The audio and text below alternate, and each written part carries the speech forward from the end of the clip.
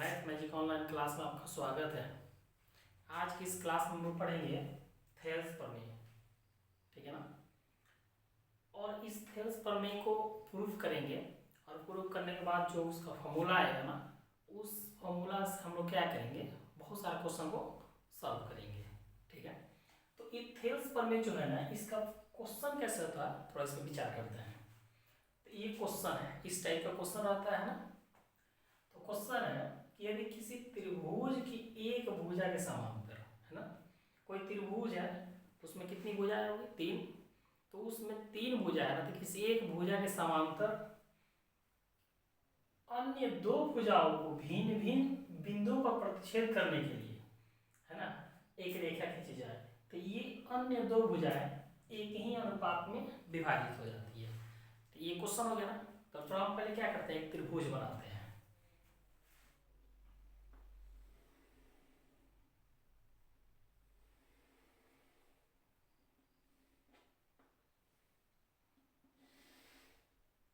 ये हो गया ए, बी और ये हो गया सी। ये भी त्रिभुज हो गया।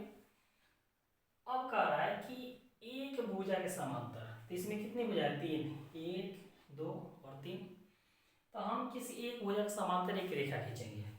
कह रहा है कि अन्य दो भुजाओं को भिन्न भिन्न बिंदुओं पर प्रतिच्छेद करने की रेखा खींची जाए, ठीक है। तो हम यहाँ से क्या कर रहे हैं, एक रेखा खींच रहे हैं। तो इसके समांतर हो गया।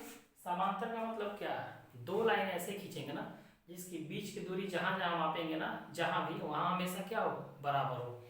तो यहाँ से यहाँ जितना होगा, यहाँ से यहाँ उतना ही, यहाँ से यहाँ तक उतना ही होगा, ठीक है। तो ये और ये दो बिंदु होगा ना, दो बिंदुओं पर भिन्न भिन्न बिंदुओं पर प्रतिशत करती है। तो ये सी मान है, तो इसको हम क्या मान लेते हैं, डी, और इसको क्या मान लेते हैं, ई। हो गया। तो ये हमारा इस लिखे हुए प्रश्न के अकॉर्डिंग हो गया, ठीक है। अब कह रहा है कि अन्य दो भुजाएं एक ही अनुपात में विभाजित हो जाती है।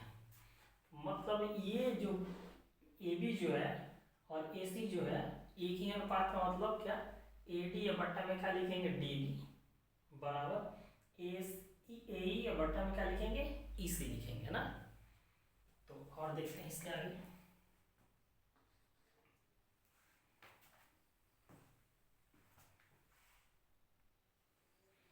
इसमें देखेंगे उपपत्ति।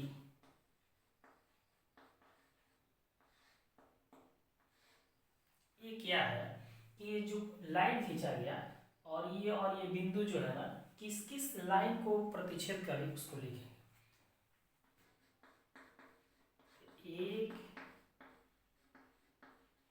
त्रिभुज एबीसी है, एक त्रिभुज एबीसी हो गया ना।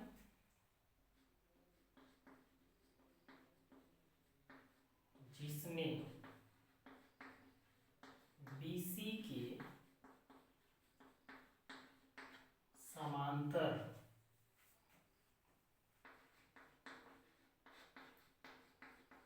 एक रेखा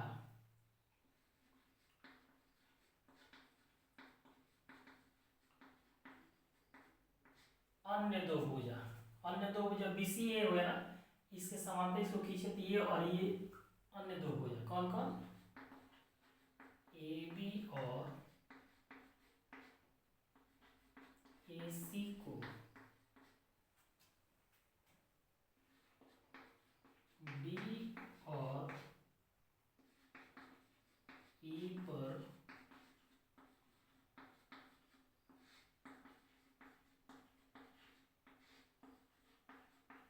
प्रतिच्छेद करती है, ठीक है। जब ये लाइन खींचा गया ना, इसके समांतर हो गया, ये बात लिखा गया इसमें ना। तो ये यहाँ भी कटेगा और यहाँ भी कटेगा, तो ये दो बिंदु होगा डी और ई। लेकिन डी किसको काट रहा है, ए बी को, और ई किसको काट रहा है, ए सी को। यही बात लिखा गया, ठीक है। तो हमको प्रूफ क्या करना है, सिद्ध करना है। अब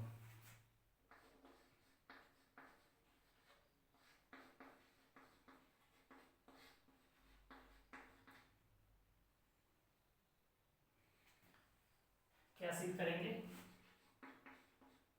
ए डी बट्टा डी बी बराबर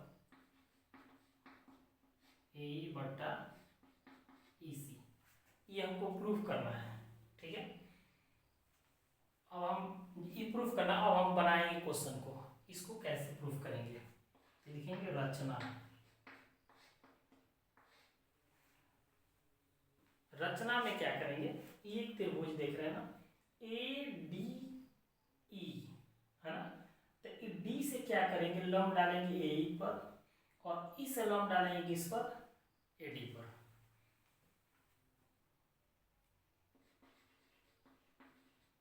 बिंदु डी से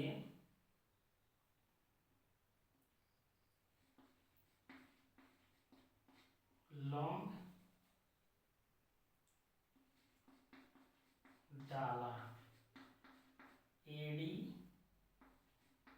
ए ई सॉरी पर, ठीक है, तथा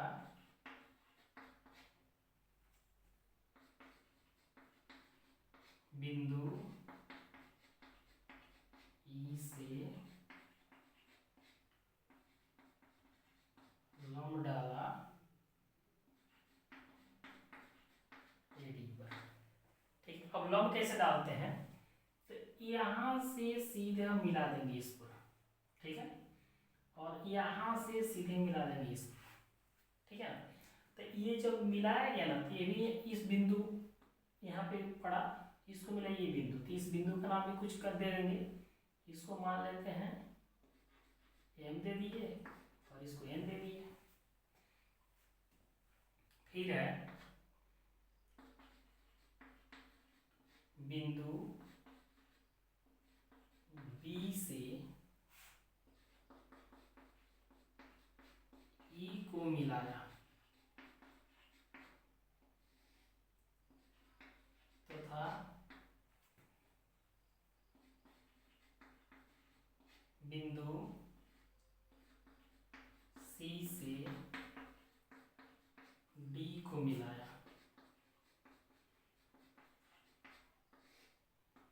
अब कह रहा है कि बिंदु बी से ई को मिलाया, तो बिंदु बी यहाँ पे है ना, और ई यहाँ, इसको ऐसे मिलाएंगे। फिर कह रहा है कि सी से डी को मिलाया,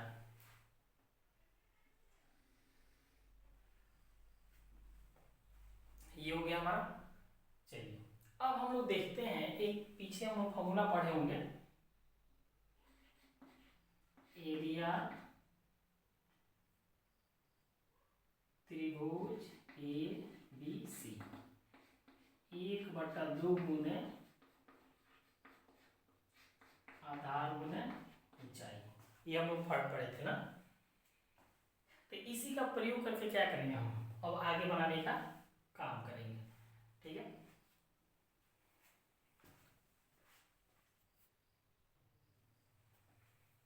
अब हम देख रहे हैं ना कि इसमें दो त्रिभुज है, त्रिभुज एक ही है ए डी ई, लेकिन लंब दो है इसमें।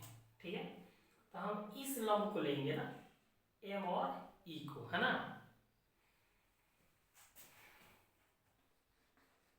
अब त्रिभुज ए डी ई में,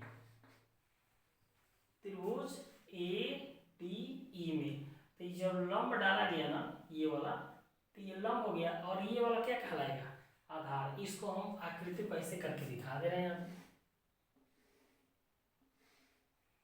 ठीक है, तो ये चल जाएगा ऊपर, डी है, इस सब इसको घुमाएंगे ना, तो डी चल जाएगा यहाँ पे, और ए आ जाएगा नीचे, और लंब ऐसे ही हो जाएगा। ठीक है ना, तो इस त्रिभुज में ये लंब का काम कर रहा है, और ये किसका काम कर रहा है, आधार का। ठीक है, तो त्रिभुज ए डी ई में, है ना, एरिया त्रिभुज ए डी ई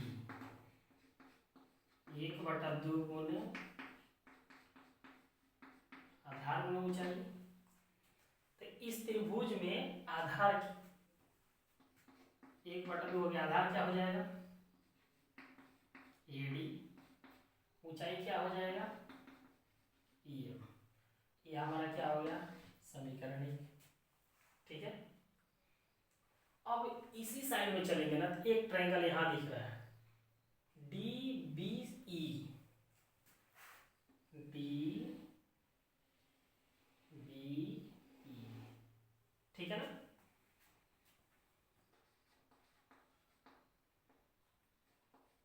त्रिभुज डी बी ई में, है ना। तो अब डी बी ई में बस यहां से यहीं तक आधार है इसका, ठीक है ना, लेकिन ऊंचाई तो नहीं है। तो हम क्या करेंगे ना, काल्पनिक रूप से इसी ऊंचाई को इसमें सम्मिलित करेंगे काल्पनिक रूप से, ठीक है ना। तो एरिया त्रिभुज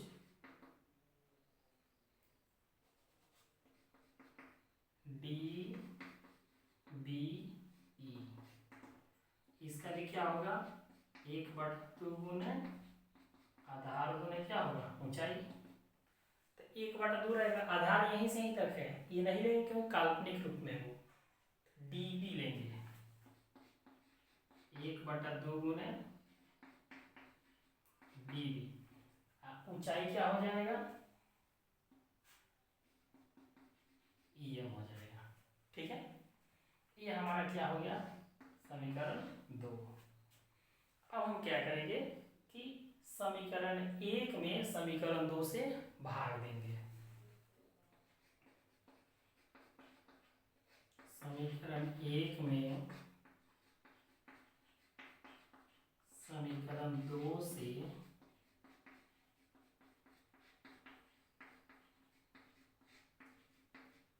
भाग करने पर, ठीक है। तो भाग करेंगे इसका मतलब क्या, इसमें इससे, इसमें इससे, ये हो जाएगा एरिया त्रिभुज ए डी ई, भाग का मतलब बट्टा, बट्टा में लिखेंगे, फिर एरिया त्रिभुज डी बी ई बराबर, तो ई वाला वैल्यू यहाँ वाला है ना, इसको ऊपर लिखेंगे, 1/2 गुने AD गुने EM, फिर इसको लिखेंगे 1/2 गुने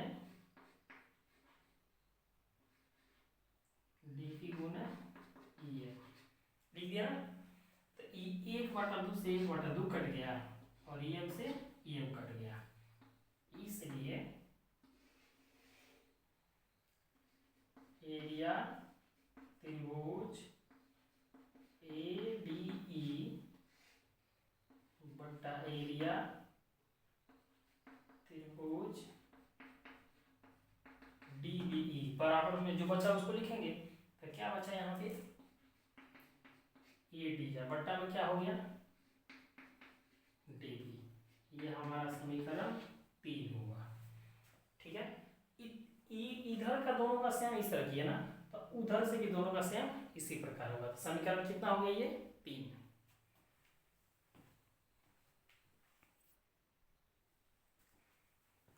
अब हम लेंगे ना इस लंब के लिए, इस लंब के लिए DN के लिए, ठीक है ना।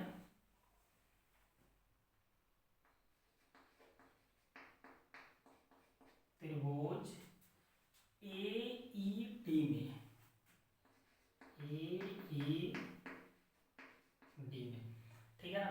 तो ई लंब पड़ा है इस पे, ये क्या हो जाएगा, आधार, ये लंब हो जाएगा ना। एरिया त्रिभुज AED बराबर क्या होगा, 1/2 गुने आधार गुने ऊंचाई। तो 1/2 आधार क्या हो जाएगा, AE,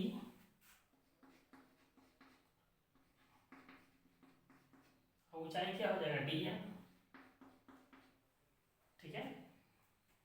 ये हमारा समीकरण हो गया 4, ये 3 था, इसको 4 मान लिया। फिर देख रहे हैं ना कि एक ट्रायंगल यहाँ है CDE, है ना, इसमें भी क्या है, यहीं तक आधार है, लंब नहीं है ना, तो हम काल्पनिक रूप में इसी को लंब ले लेंगे, ठीक है। तो अब लिखेंगे त्रिभुज DCE में एरिया त्रिभुज DCE 1/2 गुने क्या लिखेंगे यहाँ पे, आधार गुने ऊंचाई। ठीक है, तो इसमें आधार क्या हो जाएगा, EC,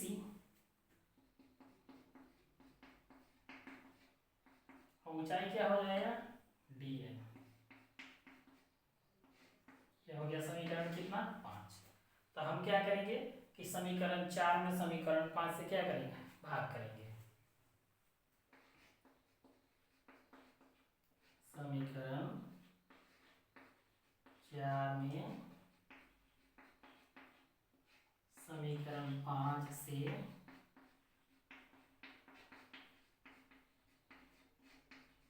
भाग करने पर। ठीक है, तो जब भाग करेंगे तो इधर वाला लिखेंगे, उसके नीचे इसको लिखेंगे, एरिया त्रिभुज AED बटा एरिया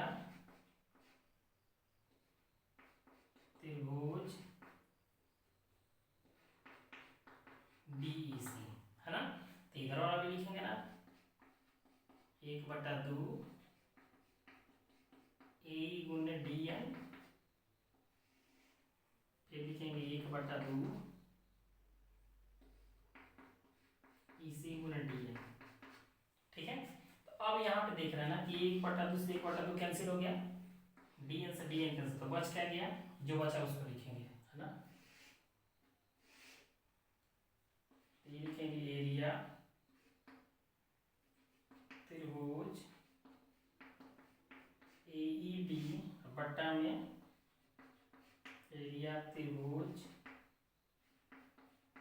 DEC बराबर में क्या बचा यहाँ पे, A/EC, A/में क्या, EC। ये हमारा समीकरण हो गया कितना, 6। अब थोड़ा सा हमारा पूरा प्रोसेस कंप्लीट हो जाएगा।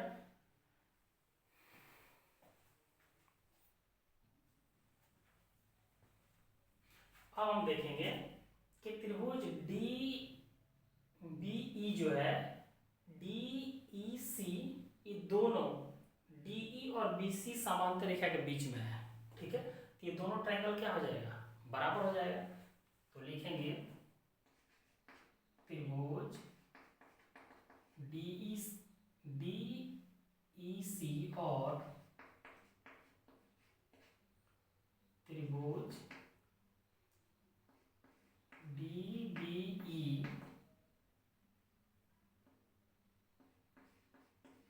DE तथा BC समांतर रेखा के बीच में है, इसलिए त्रिभुज ये जो और ये त्रिभुज ये और ये दोनों क्या हो जाएगा, बराबर हो जाएगा। तो लिखेंगे त्रिभुज, इसलिए त्रिभुज DEC बराबर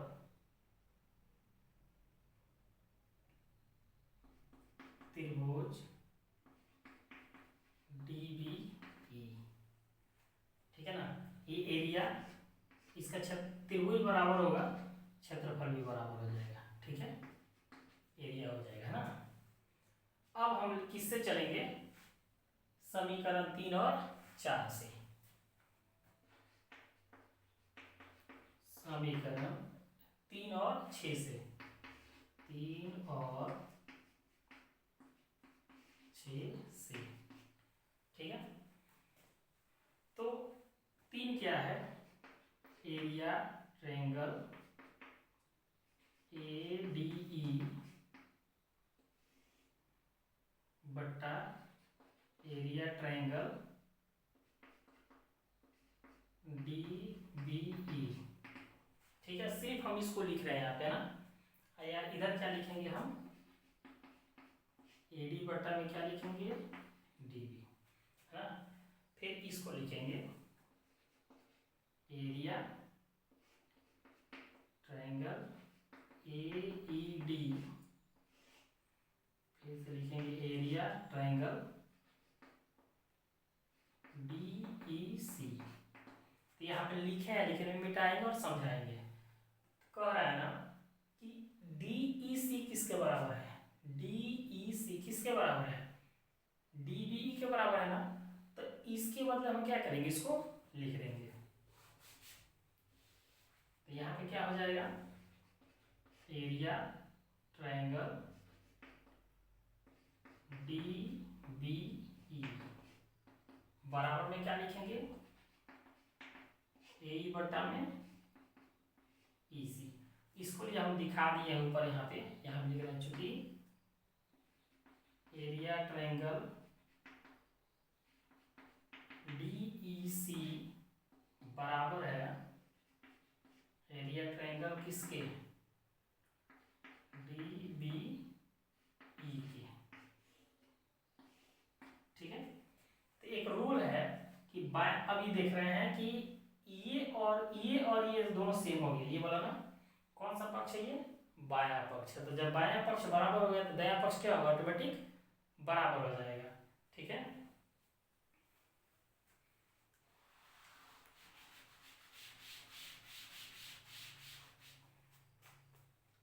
तो जब ये बराबर है तो ये ऑटोमेटिक बराबर हो जाएगा। इसलिए AD बट्टा DB बराबर AE बट्टा EC, यही प्रूफ करना था हमको। ठीक है ना, क्या AD बटा में DB बराबर AE बटा में EC, यही क्या हमारा थेल्स प्रमेय है। ठीक है, ये फॉर्मूला है एक प्रकार का ना, इस फॉर्मूला के माध्यम से हम बहुत सारे क्वेश्चन को सॉल्व करेंगे ना।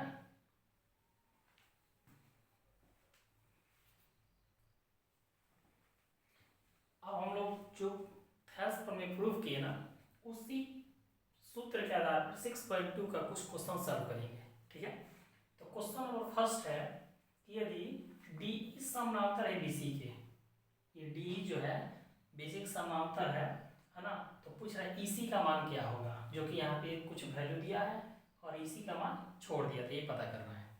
ठीक है, तो ये नहीं पता है, इसको पता कैसे करेंगे। ठीक है, तो इसको सॉल्व करते हैं, चूंकि थेल्स प्रमेय से अभी पढ़े हैं ना, जब थेल्स प्रमेय यानी कि त्रिभुज की एक भुजा के समांतर एक रेखा खींची जाए तो दोनों भुजाओं को दो बिंदुओं पर प्रतिच्छेद कर दिया, तो उस जो भुजाएं होती है एक ही अनुपात में हो जाती है। तो थेल्स प्रमेय से कैसे लिखेंगे, AD बटा में DB, AD बटा में क्या लिखेंगे, DB। ठीक है, तो इधर क्या लिखेंगे, AE बटा में क्या लिखेंगे, EC, ये लिख दिया। अब जो जो वैल्यू दिया है ना यहाँ पे, वो वैल्यू इसमें रखेंगे। तो AD का वैल्यू कितना है, 1.5, DB का कितना है, 3। ठीक है, AE का कितना है, 1, EC का कितना है नहीं पता है, EC रहने देते हैं। ठीक है,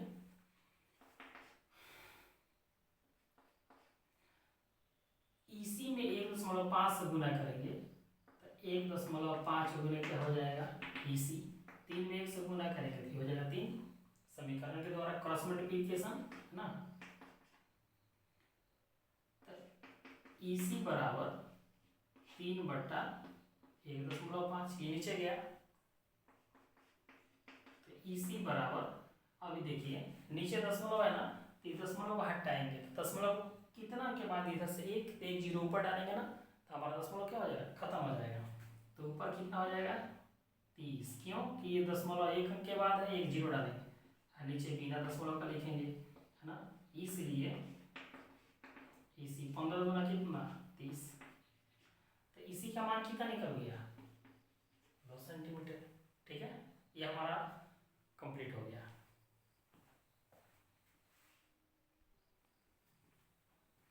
अब क्वेश्चन नंबर 2 है। ठीक है, क्वेश्चन नंबर 2 भी सेम फर्स्ट क्वेश्चन की तरह ही है। ठीक है ना, तो इसमें ए और ये दिया है, डी ए नहीं दिया है ना, तो डी यानी कि एडी निकालना है, ठीक है। इसमें दिया है कि डीई समानांतर है बीसी, डीई समानांतर है बीसी, ठीक है। तो लिखेंगे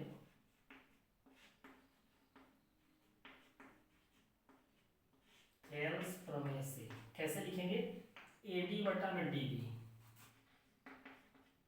एडी बटा में क्या लिखेंगे, डीबी बराबर ए बटा में ईसी, ए बटा में क्या लिखेंगे, ईसी, ठीक है। अब जो वैल्यू दिया उसको रखेंगे ना, तो एडी का वैल्यू कितना नहीं पता है, एडी की नहीं पता करना है तो एडी का दे देंगे, डीबी का वैल्यू कितना 7.2, फिर से ए का वैल्यू कितना 1.8, इसी का वैल्यू कितना 5.4, ठीक है। तो अब ये देखिए 18×54, क्यों कि दशमलव यहाँ एक अंक के बाद है, एक अंक के बाद बराबर है तो कट जाएगा ना, 18×54 कितनी बार में, 3 बार में, तो हम यहाँ लिख देंगे कितना, एडी बटा में 7.2 बराबर 1 बटा में क्या लिखेंगे 3, अब क्रॉस मल्टीप्लिकेशन करेंगे, 3 में एडी से गुना करेंगे तो 3 गुना क्या हो जाएगा, ये एडी 7.2 से 1 में करेंगे तो 7.2, ठीक है। तो अब हम इसको भेज देंगे उधर 3 को, एडी बराबर कितना हो जाएगा 7.2 बटा में कितना 3, इसलिए एडी बराबर कटा देंगे 3 दूना 6, 3 चौका 12, तो कितना हम कट गया 2.4 सेंटीमीटर, तो एडी का वैल्यू निकल गया है ना। तो ये सबसे इंपॉर्टेंट फॉर्मूला है जिसके सहायता से हम बहुत सारे क्वेश्चन को सॉल्व कर सकते हैं।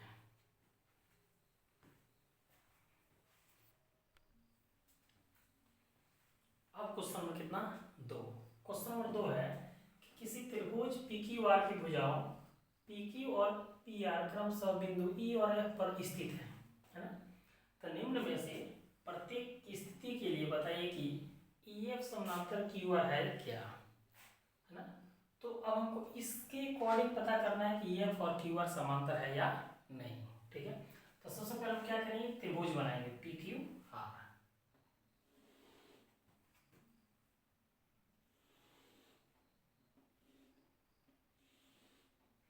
ये है PQR त्रिभुज हो गया। इस प्रकार आया कि PQ पर E है, तो PQ पर क्या हो जाएगा ये E, और कह रहा है PR पर F है, ठीक है, इसको मिला देंगे हम। इस कंडीशन में कह रहा है यहाँ पे वैल्यू दिया है, P का वैल्यू कितना 3.9, EQ का 3, PF का 3.6, FR का 2.4, ये वैल्यू दे दिया। अब हम इसको थेल्स प्रमेय का जो फॉर्मूला था ना उससे बनाएंगे और पता करेंगे कि EF और QR समांतर है या नहीं।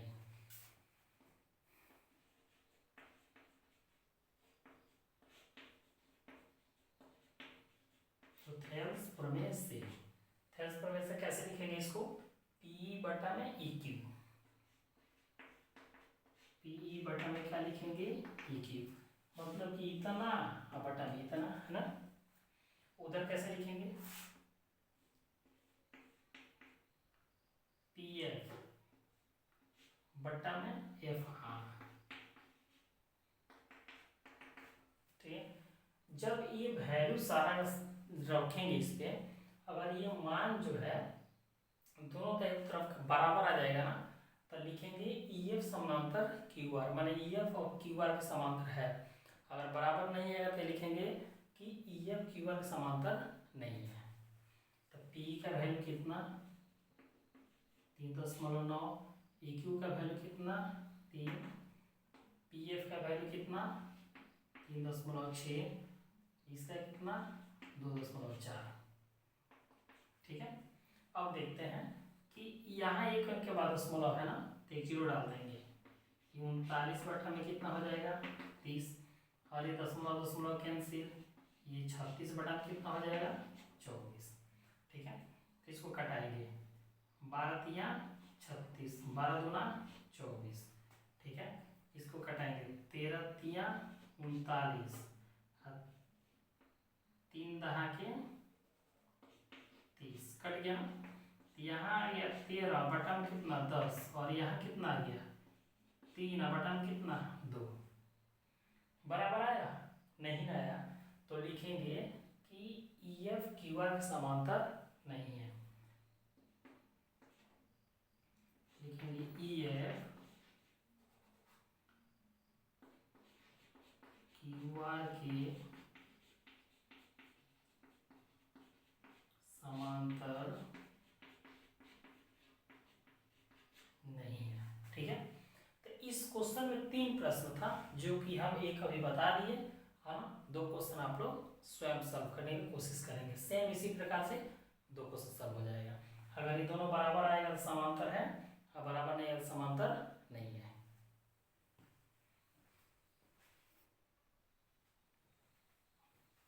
अब हम क्वेश्चन नंबर कितना देखेंगे 3। क्वेश्चन नंबर 3 है कि यदि LM समानांतर है BC, LM जो है BC समानांतर है, और LN समानांतर है CD, LN समानांतर सीधे सिद्ध करना है AM बटा AB बराबर AM बटा AD। ठीक है, तो पहले कह रहा है LM समानांतर BC, तो इससे लेकर चलते हैं।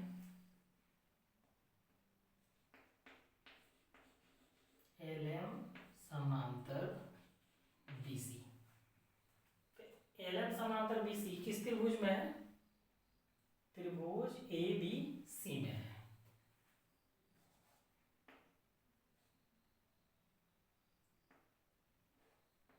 त्रिभुज ABC में। ठीक है, तो जब ये समानांतर हो गया ना, तो हम थ्योरम का प्रयोग करेंगे ना। तो कैसे लिखेंगे? AM बटा MB, AM बटा MB बराबर AL बटा LC, AL बटा LC। ये कैसे हो गया?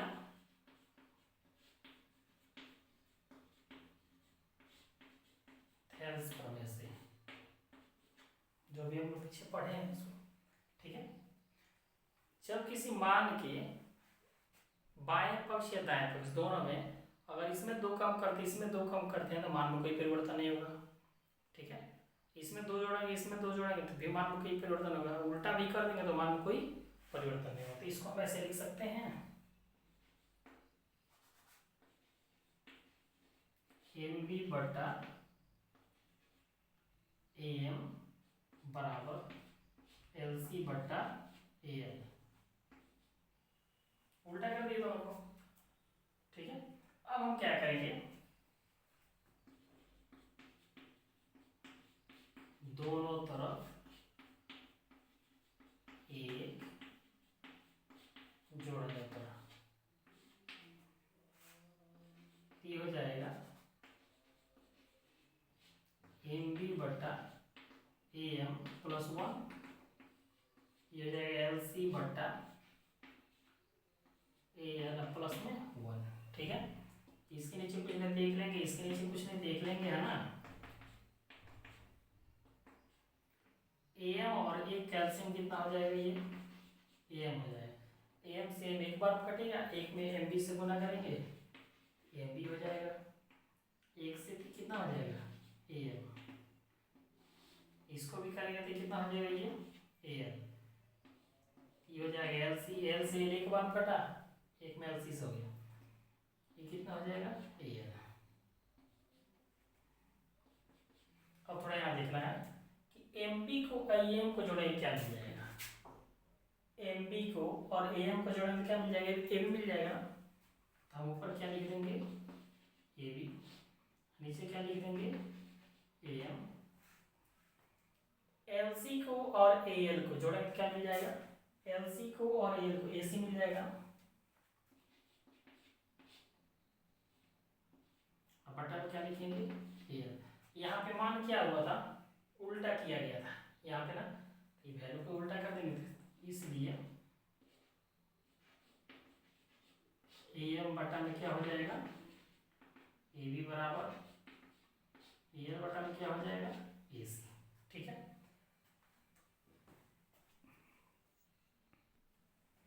तो इसको हम लोग क्या समीकरण 1 मान लेते हैं इसको। ठीक है, अब हम लोग क्या करेंगे, एक इतना काम हम ऊपर वाले ट्रायंगल में त्रिभुज में किए थे ना, तो इतना ही काम नीचे वाला में करेंगे। ठीक है,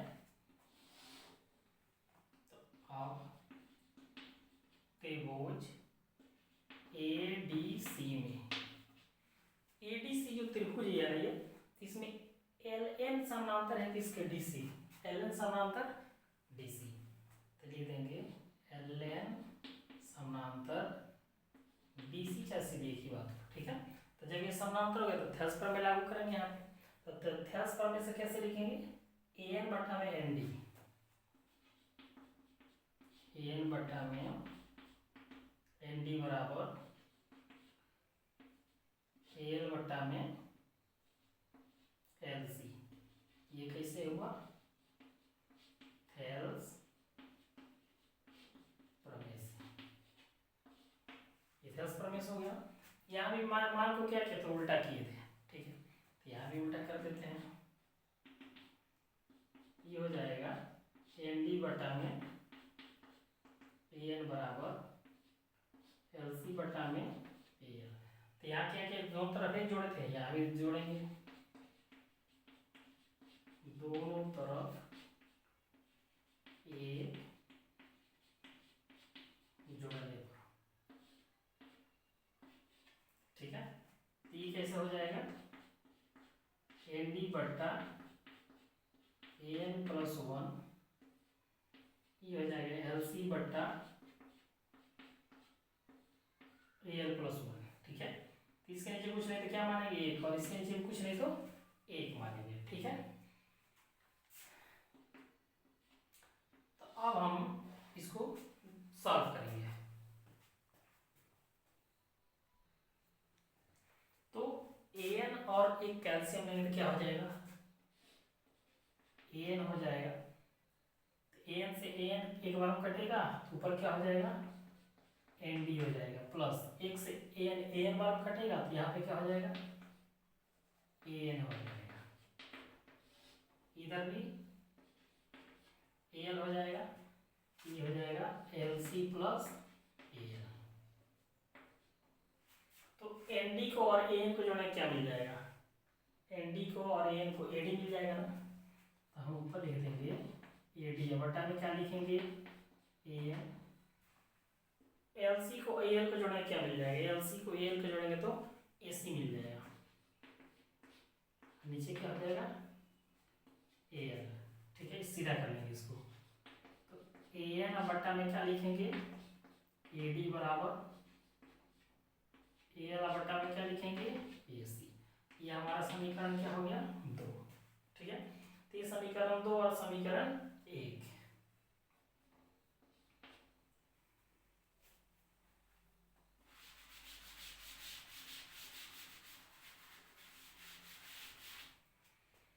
अब किससे, समीकरण 1 और 2 से,